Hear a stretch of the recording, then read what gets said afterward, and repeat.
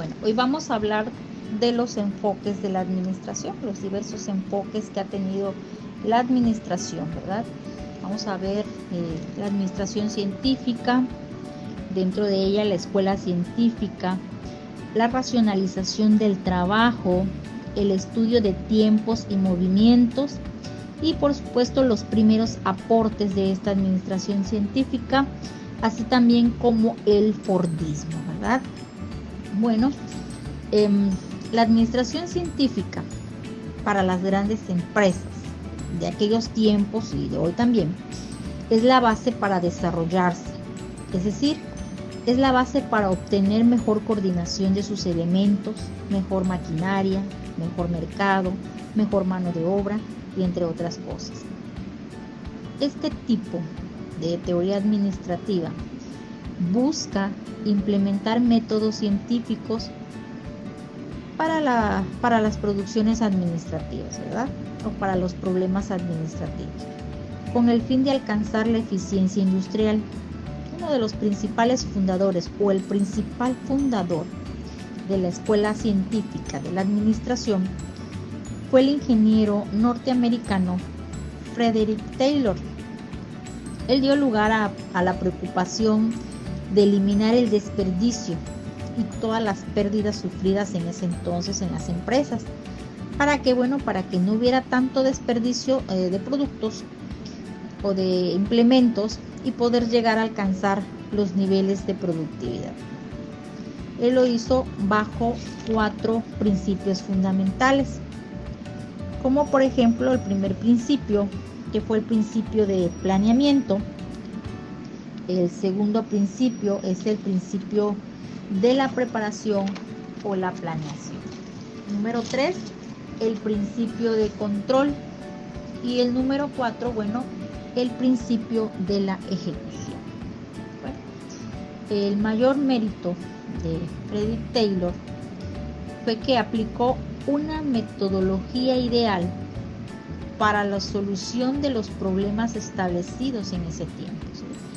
Ocasionando que en ese tiempo la administración científica empezara a constituir una globalización de tal manera que se diera lugar a la ciencia en lugar del empirismo, que se diera lugar a la armonía en vez del desorden, que se diera lugar a la cooperación y no al individualismo, que hubiese mayor rendimiento máximo contra la producción reducida, ¿verdad? Es decir, que la ciencia ocupara mejor parte en vez del empirismo, es decir, que las cosas se hicieran a través del método científico y no meramente a través de la observación o la experiencia, que hubiese armonía en los trabajos, en las fábricas, en lugar de desorden, que había mucho desorden, ¿verdad?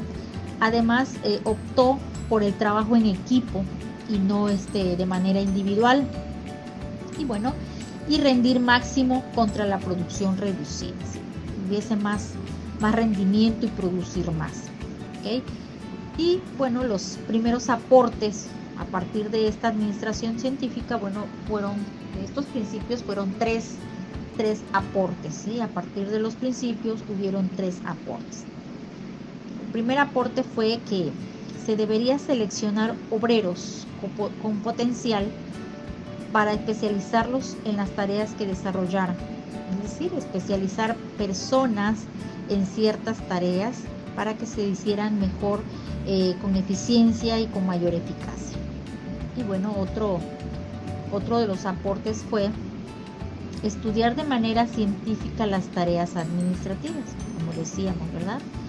En lugar de la experiencia y la observación fueran a través del método científico.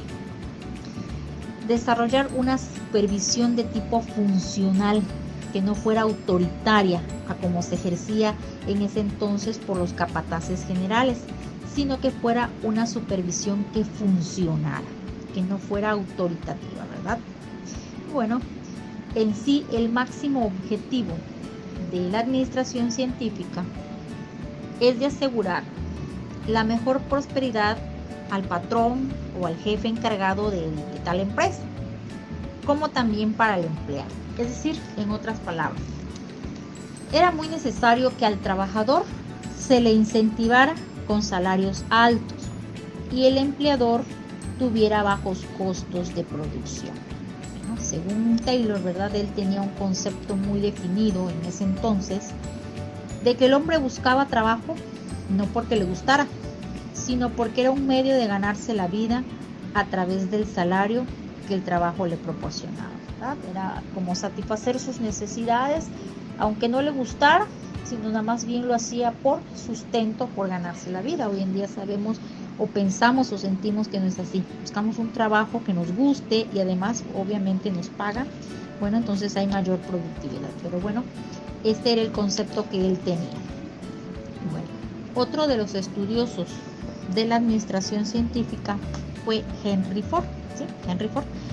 Él utilizaba un sistema de integración vertical horizontal.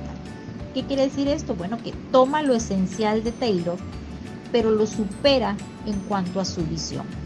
Es decir, el Fordismo es una forma de organización de la producción industrial. Él lo tomó para la producción industrial, puesto que él tenía una fábrica de automóviles, ¿verdad? Entonces, esta forma era caracterizada por una especialización del trabajo. Era más estructurada a través de cadenas de montaje, llevada a la práctica, les decía, a sus fábricas de automóviles a partir de 1908.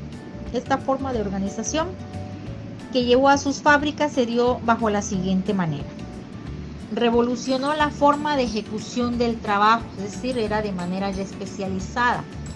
Introdujo la cinta eléctrica en la línea de producción. El operario fijo debía permanecer en su lugar de trabajo, ¿verdad?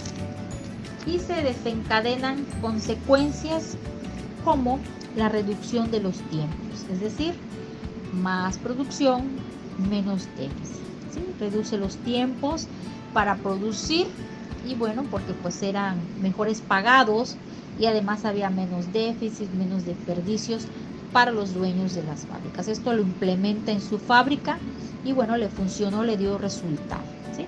Entonces él comprende prácticamente que al aumentar el sueldo impulsa el consumo siempre y cuando el operativo o el trabajador tuviera comportamiento consumista. ¿Qué quiere decir esto? Bueno, que si se le aumentaba el salario a los trabajadores, ellos iban a tener mayor manera de consumir, ¿sí? Siempre y cuando, ¿verdad?, estos tuvieran este comportamiento. Prácticamente él estudió este comportamiento de manera integral, de que realmente tuvieran esa capacidad adquisitiva y consumieran, y esto pues produjo que hubiera ventaja en todas las demás empresas, no solamente en la de él, sino en las demás empresas, ¿verdad? A mayor poder adquisitivo, bueno, la gente o los trabajadores pudieran consumir más, ¿sí? Pudieran consumir más, incluso hasta sus propios automóviles, ¿verdad? Bueno, pues esto es a grandes rasgos el panorama que nos deja la escuela científica. En este caso vimos a Taylor y vimos a Henry Ford para corroborar, para revisar esta parte de la escuela científica, de la administración científica, en sus primeros impulsos hacia la administración moderna, ¿verdad? Hay otros autores, bueno, pero quise manejar estos dos autores principalmente para que se comprenda realmente cómo viene surgiendo la administración como ciencia.